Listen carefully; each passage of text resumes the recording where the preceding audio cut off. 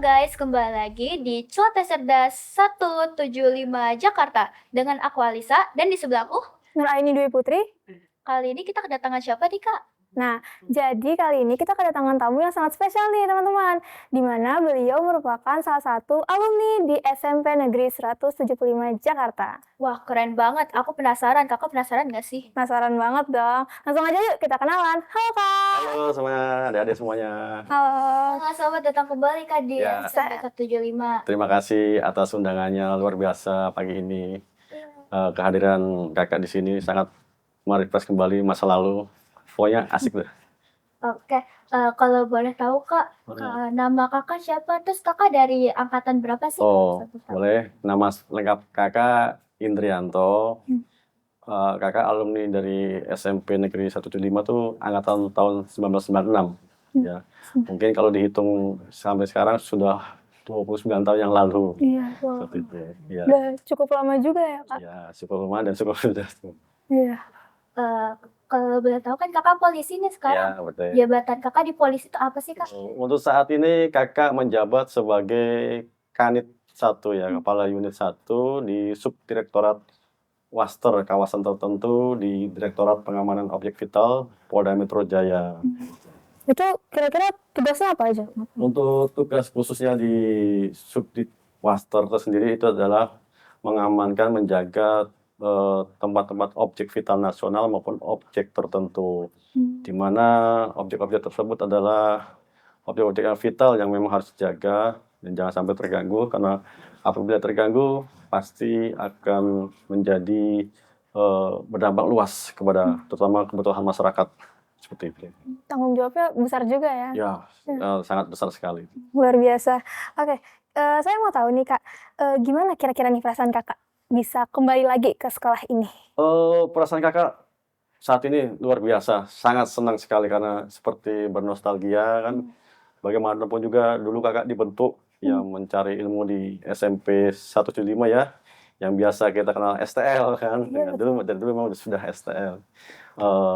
Sangat luar biasa, merefresh kembali pikiran kakak pada saat dulu sekolah di SMP 175. Pada saat gimana waktu itu masih kelas 1, kelas 2, kelas 3 kan. Kelas 1 gimana, kelas 2 bagaimana, kelas 3 gimana.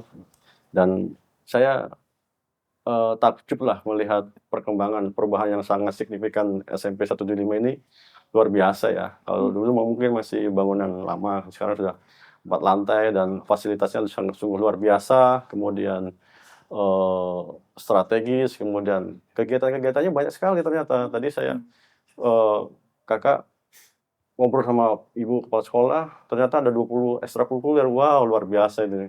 Waktu zaman kakak hanya beberapa aja dan sifatnya memang yang kegiatan terkait fisik ya. Kalau sekarang banyak lah dan itu menurut kakak top banget STL.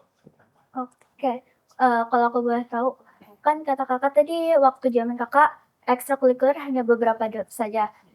Boleh disebutin nggak yang kakak inget tuh ekstrakurikulernya ada apa? Kalau dulu waktu zaman kakak ekstrakurikuler itu kakak sendiri dulu ikut PKS.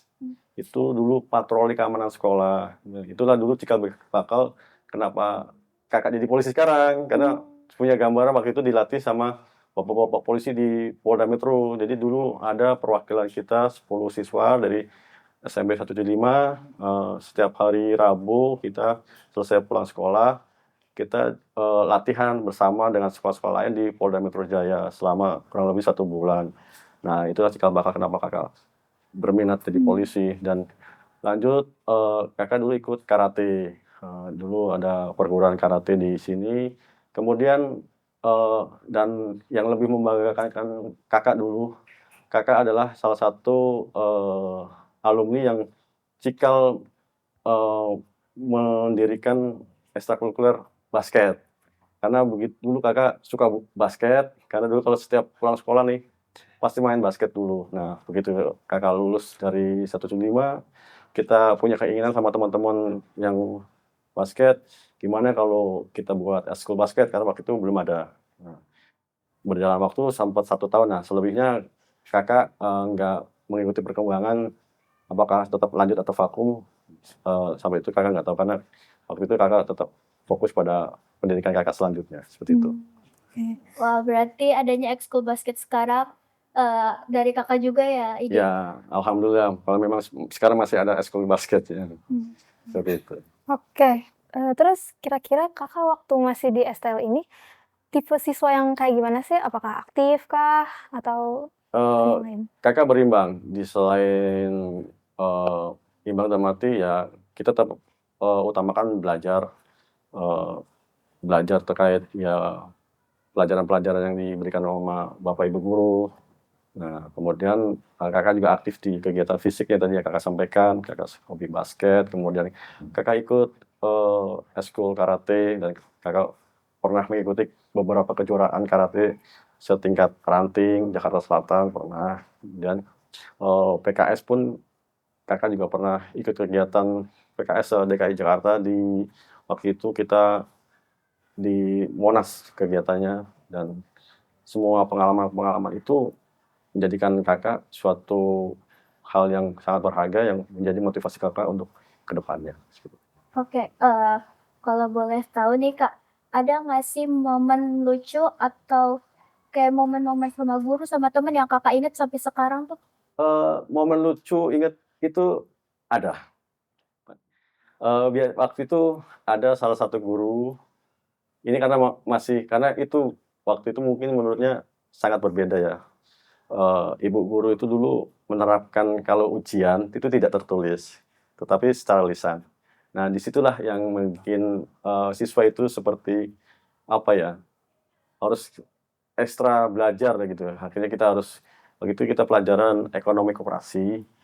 Jadi setiap ulangan itu kita tidak dikasih kertas untuk menjawab semua soal-soal yang diberikan guru, tapi kita suruh maju. Jadi nanti disebut namanya, kita suruh maju ke depan, terus nanti ibu guru itu memberikan pertanyaan. Nah, nanti kita harus menjawab secara jelas kepada ibu guru. Nah, kalau kita nggak bisa jawab, itu kita disetram.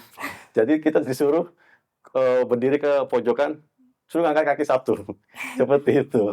Jadi kalau itu hal yang momok yang kadang teman-teman waktu saat itu tuh sangat yang menyeramkan gitu. Jadi kalau hafalannya belum hafal bener, udah seperti melihat sesuatu yang wah pokoknya intinya jangan saya kalau dipanggil gitu. Intinya itu lucu sih. Tapi dengan itu pun kakak seperti mendapat pelajaran baru. Artinya ilmu menghafal kakak lebih meningkat gitu karena kita harus belajar untuk menghafal apa seperti definisi atau teori apa yang akan disampaikan sama ibu guru tersebut. Seperti itu sih hal yang berkesan yang lucu kalau soal pelajaran. Itu kalau soal ya kegiatan di luar kayak kita bermain sama teman-teman ya biasanya kita tadi sampaikan biasanya kakak kalau pulang sekolah tuh nggak langsung pulang tapi main basket dulu seperti itu sampai adik kelas itu kan dibagi dua pagi sama siang. Sebelum adik kelas masuk kelas kita main basket gitu adik kelas masuk ke sekolahan masuk kelas maksudnya baru kita selesai seperti itu. Oke, boleh nggak sih Kak ceritain gimana sih perjalanan setelah lulus SMP di perjalanan karir Kakak hingga memilih masuk ke dunia kepolisian gitu? Baik, karir kakak berawal ya kakak dulu sekolah di SMP 175 itu kelas 1. Kalau dulu kita kelas 1 kelas 2 nyebutnya ya. Satu kakak tuh 1B, 1B, 2A, 3A lalu ya, gitu ya. Kemudian kakak meneruskan jenjang ke lebih tinggi ke SMA. Nah, SMA di daerah Jakarta Timur. Kemudian itu tadi yang kakak sampaikan karena cikal bakalnya pada saat kakak ikut kegiatan eskul PKS di Polda Metro yang dilatih sama bapak polisi waktu itu. Jadi kakak termotivasi untuk jadi polisi. Begitu selesai lulus kuliah kakak ikut mendaftar polisi. Kemudian waktu itu memang kakak mendaftar di sekolah calon bintara. Jadi dengan lulus kepangkatan brigadir polisi 2 ada bribda. Nah, berikut karena kakak selesai begitu jadi polisi kemudian kakak tetap melanjutkan kuliah S1 karena kakak punya keinginan kuat untuk ke jenjang yang lebih tinggi seperti itu S1 akhirnya kakak kerja sambil kuliah gitu. Nah, selesai S1 kemudian ada kesempatan pembukaan sekolah perwira, kakak mendaftar dan alhamdulillah kakak lulus sekali daftar.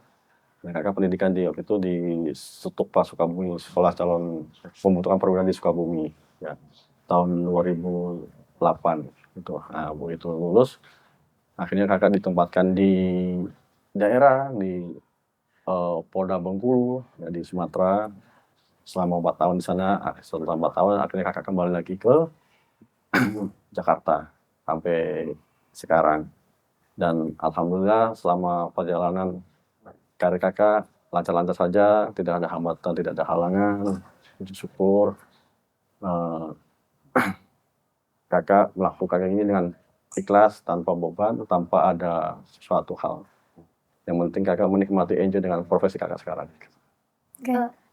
Kamu nanya, Kira-kira apa yang bikin kakak itu apa ya? Apa motivasi kakak yang membuat kakak untuk ingin menjadi polisi? Motivasi ya itu mengabdi ya, mengabdi kepada negara, ya, kepada bangsa. Nah, karena dulu tadi itu cikal bakalnya sudah ada, akhirnya eh, kakak daftar polisi ya. Lalu itu tahun 2000 kakak daftar polisi karena kakak lulus SMA tahun 99, akhirnya kakak jadi polisi tahun 2000. Kemudian penempatan di Polda Metro di Jakarta ya. Setelah itu sekolah lanjutan perwira 2008. Nah, kemarin terakhir tahun 2017 juga kakak sekolah staf dan pimpinan tingkat pertama. Waktu itu masih di Ciputat ya, di Lemdiklat Ciputat situ. Karena sekarang tempatnya sudah pindah di Lembang, Bandung gitu. Nah, itu selesai sekolah akhirnya penempatan di Mabes Polri di Badan Pemeliharaan Keamanan, khususnya di Korps Sabara. Nah, setelah 2 tahun kakak baru dimutasikan ke Polda Metro. Nah, kakak sempat juga berdinas di Polres Bandara Soekarno-Hatta selama 3 tahun setengah. Dan pada akhirnya kakak dimutasikan kembali di Direktorat Pengamanan Objek Vital di Subdit Waster sampai sekarang. Sudah berjalan 1 tahun. keren banget. Kira-kira kakak bisa ceritakan nggak perjalanan kakak dari awal ikut ke dunia kepolisian hingga sampai sekarang, sampai dapat jabatan yang seluar biasa ini, pasti perjalanannya nggak mudah kan? Ya, nggak mudah. Ya, memang semua pasti ada perjalanan ya. Kakak daftar polisi tahun 2000 ya di Sekolah Bintara, kemudian pendidikan di Sekolah Kepolisian Negara Lidus di Bogor ya tahun 2000, kemudian lulus, kemudian kakak penempatan di Polda Metro di Direktorat Samapta waktu itu ya, di Kompi. Sambil kakak dinas, kakak melanjutkan keinginan kakak untuk kuliah gitu. Jadi kakak memanage lah, membagi waktu. Jadi kalau pagi sampai sore kakak dinas, selesai dinas kakak lanjutkan kuliah sampai malam hari. Itu kakak lulus kuliah tahun 2006 lulus wisuda, kemudian lanjut sekitar tahun 2008 kakak ikut seleksi sekolah pembentukan perwira. Nah, karena syaratnya harus S1 dan kakak memenuhi syarat, akhirnya alhamdulillah kakak lulus dan pendidikan di sekolah pembentukan perwira di Sukabumi, Jawa Barat. Nah, di sana kita dibentuk jadi perwira. Setelah lulus perwira, kemudian kakak ditempatkan di Polda Bengkulu di Pulau Sumatera, ya, di Provinsi Bengkulu. Nah, di sana kakak ditempatkan di Polres Muko-Muko namanya. Unik, cukup lucu kan?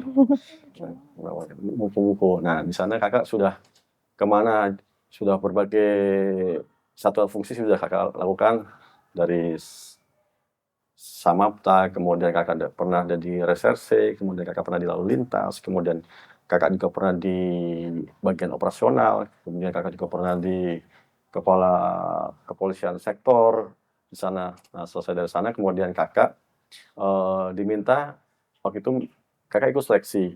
Dan itu seleksi terkait ADC atau ajudan pejabat negara, itu menteri ya. Nah, waktu itu kakak ikut seleksi, kemudian alhamdulillah kakak lulus, diterima, kemudian kakak dipanggil ke Jakarta untuk mengikuti kegiatan selanjutnya. Nah, pada saat itu kakak sempat menjadi ajudan ya. ADC Adjechat, ajudan Bapak Menteri Koordinator Perekonomian tahun 2012 ya. Tahun 2012 kakak ikut ajudan melekat ke beberapa menteri, jadi kemana-mana Pak Menteri kegiatan, ya kakak selalu mendampingi. Sampai tahun 2017 kakak mendampingi Bapak Menteri, kemudian selesai kakak ikut seleksi sekolah. Ya, sekolah staf pimpinan tingkat pertama, SESPIMA biasa disingkat ya. Kakak ikut seleksi dan alhamdulillah juga kakak lulus. Nah, kemudian kakak mengikuti pendidikan lagi di sekolah SESPIMA itu di Ciputat waktu itu, di Lemdikat Ciputat yang Pasar Jumat. Nah, dan selesai lulus, akhirnya kakak ditempatkan di Badan Pemelihara Keamanan Mabes Polri ya, selama 2 tahun di situ, kemudian baru dituntasin ke Polda Metro sempat di Biro Operasi juga, kemudian tadi kakak sampaikan, kakak ditempatkan lagi di Polres Kota Bandara Soekarno-Hatta, di mana situ ada bandara kan banyak. Terminal 1, 2, 3 gitu. Di situ kakak selama 3 tahun setengah sebagai Kepala Satuan Samapta yang membidangi terkait Turjawali. Turjawali itu ada pengaturan, penjagaan dan pengawalan dan patroli. Ya, mungkin kalau adik-adik pernah lihat mobil patroli itu di bawah naungan kakak situ. Nah, itu selama 3 tahun di sana. Kemudian setelah itu kakak baru dimutasikan ke Direktorat Pengamanan Objek Vital tahun 2024 kemarin. Tepatnya 1 September kakak dinas aktif di Ditpamovit di Subdit Waster, Subdirektorat Kawasan Tertentu. Nah, kakak menjabat jadi Kanit 1 Subdit Waster sampai sekarang sudah berjalan 1 tahun. Seperti itu. Berarti dari perjalanannya sampai udah mencapai pun susah ya? Ya, Jawabnya. alhamdulillah susah, tapi kalau kita menjalaninya dengan ikhlas, dengan senang, insya Allah lah pasti akan diberikan jalan sama yang di atas. Wah, Kanto keren banget guys. Kalian bisa tiru Kanto ya. Nah, Kak, aku mau nanya, tanggung jawab utama sama tantangan yang sering dihadapi Kakak saat ini itu apa? Tanggung jawab utama dan tantangan yang saya hadapi sekarang adalah karena kakak berdinas di Subdit Master, tentunya tanggung jawab kakak adalah bagaimana caranya dengan peraturan-peraturan ada, dengan SOP yang ada, kita untuk menjaga semua objek-objek vital nasional dan objek tertentu itu dalam keadaan aman, bisa beroperasi dengan baik, sehingga tidak ada gangguan-gangguan yang membuat kegaduhan, yang membuat kekacauan. Itu tantangannya adalah ya banyak dinamika di lapangan yang memang terkadang di luar prediksi gitu. Itu tantangannya. Tapi tetap kita harus mengedepankan SOP dalam bertindak sehingga tidak asal-asalan, harus terukur sehingga nanti hasilnya baik, seperti itu. Kira-kira pernah ada kejadian nggak kayak yang tadi kakak bilang tuh nggak nggak sesuai sama SOP, iya heeh, SOP-nya. iya itu kakak cara nanganinnya gimana? Seperti gini ya, eskalasi di situasi di lapangan itu kadang meningkat tanpa kita prediksi, tetapi dari hal itu pun kita tetap sekecil apapun yang kita dapat informasi, kita tidak underestimate gitu, kita tidak merendahkan, tetap kita mengupayakan penanganan yang sesungguhnya, artinya tidak mengenyampingkan, wah ini mungkin perkara kecil ya nggak seperti itu, tetap kita mengedepankan SOP sehingga naik turun eskalasi yang ada di lapangan itu pun karena kita sudah menyiapkan dengan baik, ya alhamdulillah sih selama ini walaupun tidak sesuai dengan prediksi, tertangani dengan baik gitu, seperti itu. Jadi kita jatuhnya nggak boleh nyepelein ya, Kak? Iya betul, nggak boleh menyepelekan. Jadi Kakak selalu berprinsip, setiap melakukan kegiatan, baik bekerja, baik, yang lain tuh menganggap itu hal yang baru. Sehingga kita kalau namanya hal-hal yang baru itu biasanya kita menghadapinya tuh dengan persiapan yang matang kan. Contohnya kayak Kakak tadi mau ngambil apel, itu kan pasti Kakak sudah persiapan, apa yang harus disiapkan, apa sih yang harus kita, sampaikan nanti. Kan kita juga pasti kan Kakak udah pasti menyiapkan, nggak menyepelekan, paling gitu-gitu aja ya gampang, nanti pas pada saat itu tinggal ngomong, nggak seperti itu juga. Oke. Jadi benar kata adik itu, jangan menyepelekan sesuatu walaupun itu hal kecil. Tetap kita harus serius, harus, fokus sehingga biar hasilnya maksimal. Oke, kan kita nih biasanya nih apalagi anak sekolah tuh kan suka males kadang ya. Iya, Nah terus malesnya apalagi gimana? Kakak kan juga kerja kan. Heeh. Nah terus cara Kakak ngejaga semangat Kakak, disiplin Kakak, sama integritas Kakak tuh gimana? Baik, memang setiap, apalagi kan Kakak di Direktorat Pengembangan Objek Vital Nasional ini, intensitasnya kegiatannya sangat tinggi. Apalagi di DKI Jakarta ini adalah ring 1 ya, ibaratnya barometer, pengamanan seluruh Indonesia gitu kan. Dan kegiatannya pun tidak hanya terjadwal, jadi kegiatannya pun sangat dinamis sekali, eskalasinya juga selalu meningkat terus gitu. Karena kan terkait mungkin ke situasi keadaan di luar gitu kan.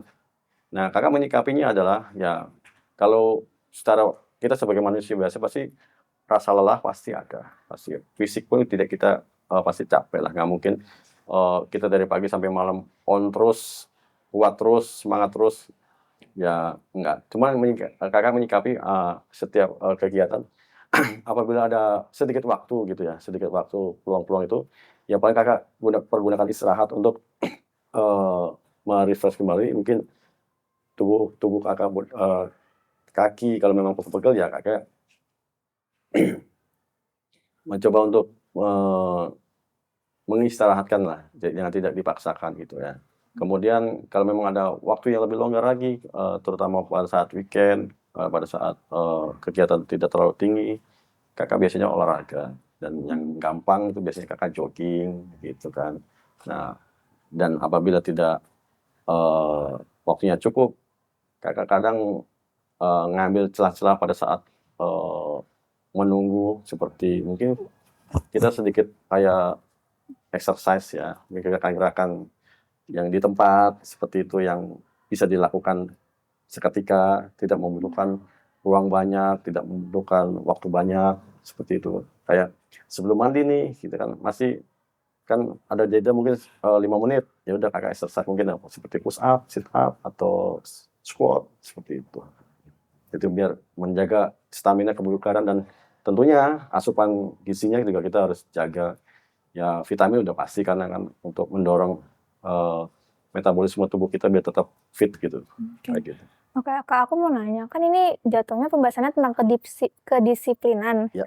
Kira-kira kedisiplinannya Kakak ini itu, juga karena dilatih saat pelatihan juga, saat sebelum Kakak mau jadi polisi, atau emang dari kecil udah suka disiplin seperti ini? Sikap disiplin Kakak terbentuk dari kecil. Kenapa? Ya Kakak ini dari desa, ya. Kakak lahir di desa, bukan di Jakarta. Pada saat semua terbatas, dan Kakak punya keinginan. Jadi kalau di desa itu kalau pagi itu ya pas azan sudah bangun. Nah kan salah satu disiplin kan tepat waktu bangun kan. Nah, ya persiapan. Nah kalau memang waktu itu sekolah ya kita persiapan sekolah. Tapi kalau libur kita bukannya bermain, tapi kita malah mencari. Kalau dulu Kakak, waktu kecil sepulang sekolah pun ataupun waktu libur biasanya Kakak mencari kayu bakar. Gitu dulu Kakak, mencari, bukan kayu bakar tapi di sana kan banyak perkebunan tebu. Jadi ya tebu-tebu yang sudah mengering kakak suka mengumpulkan, nanti kakak kumpulkan, kakak bawa pulang, nanti kakak sampaikan ke nenek karena pada saat itu masih ada nenek kan seperti itu. Nah itu hal-hal kecil seperti itu yang membentuk kedisiplinan kakak. Nah, begitu kakak ke Jakarta pun sama, apalagi pas ditambah jadi pendidikan itu udah disiplin mati. Bangunnya kita diatur jam berapa, apel pagi jam berapa, makan sarapan pagi kita jam berapa, tidurnya pun kita diatur jam berapa, semuanya menggunakan waktu gitu. Dan hal-hal itu yang memberikan menjadikan kita terbiasa. Tanpa kita sadari, begitu kita selesai pendidikan, ya otomatis kan sudah terbiasa, akhirnya ya menjadi kebiasaan kita sehari-hari. Jadi seperti sekarang ya, besok kegiatannya apa nih? Kakak sudah memanage nih, sudah mengatur besok harus begini, harus begini, harus begini, jadwalnya begini gitu. Seperti itu sih. Terus tadi kan kakak bilang disiplinnya itu udah dari kecil ya. Kira-kira saat kakak masih kecil terus ke pelatihan itu ngerasa beda nggak? Maksudnya peraturan disiplinnya itu ada perbedaan nggak? Kalau dari hal kecil terus pas pada saat pendidikan kepolisian sudah pasti otomatis ada perbedaan lah ya. Karena kalau waktu kecil kita disiplinnya kan disiplin seperti waktu dan biasanya kalau kita bangunnya pagi itu kan disiplin. Nah, tapi kan kalau waktu kecil kan kita kayak mau makan, mau main kan kita nggak ada aturan jamnya kan. Nah, kalau pas itu pendidikan pasti itu semuanya diatur. Tadi sampaikan kita mau sarapan pagi kita diatur dari jam sekian sampai jam sekian. Selesai itu kita belajar di kelas dari jam sekian sampai jam sekian. Kemudian nanti kita sholat di soma itu dari jam sekian sampai jam sekian. Bahkan kita tidur pun harus dari jam sekian bangun sampai jam sekian. Jadi kita nggak boleh kayak bangunnya nanti malasan nggak bisa seperti itu karena pasti akan ketinggalan dan pasti akan itu dianggap sebagai pelanggaran kalau di pendidikan kan. Jadi nanti pasti kita akan kena sanksi. Nah, gitu. Oke. Terus kira-kira kenapa? Boleh. Oh boleh. Aku penasaran. Tadi kan kakak bilang ada sanksi. Sanksinya tuh apa sih biasanya? Biasanya kalau kita melanggar disiplin itu sanksinya sih fisik ya, dalam arti kata itu sebenarnya fisik juga untuk membentuk kekuatan otot kita gitu, seperti ya tadi paling push up, kemudian lari gitu, mengelilingi lapangan berapa putaran seperti itu, kemudian mungkin squat seperti itu. Sebenarnya hukumannya itu pun untuk membentuk kekuatan fisik kita juga, tidak kayak tampar itu nggak ada gitu fisik. Jadi Berarti bukan yang menyiksa gitu ya? enggak. Yang menyiksa mungkin ya kita kegiatannya tadi mau malas-malasan tiba-tiba dikena sanksi suruh push up. Soalnya push up 100 kali kan gitu ya. Memang capek tapi kalau kita sudah biasa gitu kan. Lama-lama pasti akan bisa gitu kan. Kan kalau hal-hal itu kita tekunkan kan pasti akan terbiasa ya. Oke. Nah, kira-kira apa nih kunci utama generasi muda saat ini agar menjadi sukses dan jadi berkarakter yang kuat menurut kakak? Menurut kakak untuk sukses ya, kakak bukan selalu membandingkan kakak dulu dengan situasi yang sekarang tuh memang sangat jauh berbeda ya pasti ya. Adik-adik semuanya sekarang hidup di zaman semua serba modern, semua serba mudah, semua informasi cepat didapat. Nah, itu salah satu barometer kesuksesan yang memang bisa adik cepat raih karena semuanya serba mudah gitu. Sedangkan waktu kakak dulu ya semuanya serba terbatas. Kan dulu tidak ada handphone, kemudian media sosial nggak ada, kemudian internet pun nggak ada. Bahkan kita dulu komputer pun bukannya nggak ada, tapi memang pada saat itu kita belum diajarkan untuk belajar komputer waktu zamannya kakak. Sekarang kan berbanding terbalik nih, semuanya serba bisa akses internet sangat cepat. Kita dalam hitungan persekian detik adik bisa lihat situasi berita di luar Indonesia, dunia bahkan kan, gitu kan. Sehingga hal-hal yang memudahkan itu ambil positifnya, gitu. Sehingga sebenarnya mudah gitu. Bagaimana kita nanti menyikapinya, bagaimana kita untuk memanfaatkan hal-hal tersebut seperti itu sih. Itu sih. Kalau aku boleh tahu nih, kan zaman dulu Kakak belum ada gadget. Kalau kita kan ada gadget nih ya. Iya betul. Kita tuh biasanya kadang PR gitu kan nyari di Google gitu. Hmm. Nah, kalau Kakak kalau ada PR tuh nyari jawabannya di mana? Kalau kakak dulu kan nggak ada gadget ya tetap kalau bapak ibu guru memberikan tugas rumah, PR, pekerjaan rumah, ya kita paling lihat di buku panduan biasanya kan, buku materi. Kalau di buku materi panduan nggak ada, biasanya kita belajar kelompok gitu, belajar kelompok. Nah, kita baru diskusi di situ, tanya-tanya. Nah, kalaupun nggak ada juga, biasanya kita eh, apa cara menyikapinya itu bertanya ke guru gitu. Kadang kita nyusul ke rumah guru kalau sudah bebas sekolah ya, maksudnya sudah selepas sekolah, biasanya kita nyusul ke rumah guru itu untuk minta diajarkan lagi maksud PR-nya seperti apa sih kalau ada kesulitan seperti itu biasanya. Dan ya memang zaman dulu sangat terbatas fasilitas-fasilitas itu. Jadi ya kalau sekarang kan tinggal browsing, tanyakan ketik apa, apalagi di ChatGPT, tanya apa, thread, langsung bisa ada jawaban, gitu kan. Nah, tapi itu kembali lagi, kalau ada dari sekarang, enaknya semua mudah, tapi jangan sampai dengan semua kemudahan itu tidak dimanfaatkan dengan baik. Hanya untuk hanya untuk hiburan atau hanya untuk yang lewat aja, tapi tekunkan gitu. Harusnya bisa berpikir kritis. Kayak mungkin ChatGPT dengan mudah dia memberikan informasi, dia harusnya berpikir, kok dia bisa ya? Apa yang dia lakukan? Nah, itu mungkin adik bisa ya sedikit penelitian lah. Caranya dia bagaimana biar dia bisa menjawab semua itu kok. Seperti apa sih metode yang dipakai? Sistemnya itu bagaimana? Nah, itu yang mungkin harusnya seperti itu yang untuk menambah wawasan ilmu sehingga kemudian hari karena penasarannya itu biasanya mungkin adik bisa menciptakan sesuatu hal yang mungkin ternyata ChatGPT seperti ini, tapi saya punya ide kok lain seperti ini. Nah, saya coba dah mungkin membuat aplikasi atau sistem yang mendekati tapi yang melebihi yang sesuai dengan keinginan. Nah, itu kan salah satu faktor pendukung ya. Jadi sehingga dengan adanya aplikasi tersebut, adik terdorong ingin mempunyai sesuatu aplikasi yang menjadi lebih baik menurut adik. Nah, itu yang kakak anggap sebagai hal yang positif.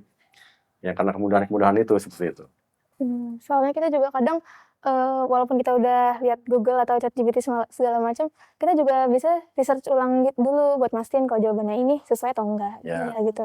Iya. Iya sih, memang terkadang kan ya memang jangan langsung ditelan mentah-mentah karena terkadang tuh jawabannya tidak sesuai dengan apa yang aslinya ya, seperti itu kan. Contohnya ya kakak juga pernah gitu, peraturan-peraturan, kakak sering browsing peraturan-peraturan ini, ternyata kan yang muncul lain gitu kan. Jadi ya jangan serta-merta ditelan mentah-mentah, tetap harus ditelaah lagi apakah ini memang benar, jadi harus ada pembandingnya. Kalau bisa ya yang lebih efisien menurut kakak dan lebih masuk di daya ingat kita sih tetap membaca gitu ya, sehingga buku tuh nggak boleh ditinggalkan walaupun kita bisa browsing ini, tetap buku tidak bisa ditinggalkan karena buku itu bukan hanya sekedar tulisan yang harus dibaca, tidak, tetapi itu untuk melatih memori kita gitu. Itu sangat efektif sekali. Semakin kita banyak membaca buku, memori kita semakin terlatih dan semakin tajam dibanding kita membaca di online ya. Itu kayaknya justru ya mungkin presentasinya tidak sebaik buku karena kalau di online dia daya serapnya mungkin bagus, tapi efek negatifnya apa? Ada radiasi yang merusak, yang mengurangi ketajaman mata kita gitu kan, seperti itu. Kemudian mungkin ada radiasi dari sinyal yang mungkin yang tanpa kita sadari mungkin mempengaruhi organ-organ tubuh kita. Nah, itu kan negatifnya. Oke, sekarang aku coba mau balik lagi ke pembahasan nostalgia lagi ya, nggak apa-apa ya? Ya. Nah, kan tadi kakak bilang di SL ini perubahannya gede banget nih ya. Nah, salah satunya tuh adalah podcast ini, Kak. Iya. Jadi podcast ini tuh kan baru. Nah, kira-kira apa tanggapan Kakak tentang podcast ini? Oke. Tanggapan Kakak soal podcast ini luar biasa. Ya memang, ya apalagi eh se apa ya, adik-adik masih sibuk sekolah tapi masih bisa meluangkan waktu untuk mengkreasikan diri dengan hadirnya podcast ini menurut Kakak luar biasa ya. Sehingga kreativitas adik-adik terutama di STL ini akan semakin terasa sehingga nanti bisa menjadi kebiasaan sehingga menjadi kemampuan yang bagus gitu. Karena ya kalau dibandingkan selalu yang sekarang yang paling bagus gitu. Tapi pada saat dulu pun kegiatan-kegiatan kita biasanya hanya satu arah. Artinya satu arah itu dari narasumber yang memberikan, kita hanya sebagai pendengar. Nah, kalau podcast ini kan dua arah nih.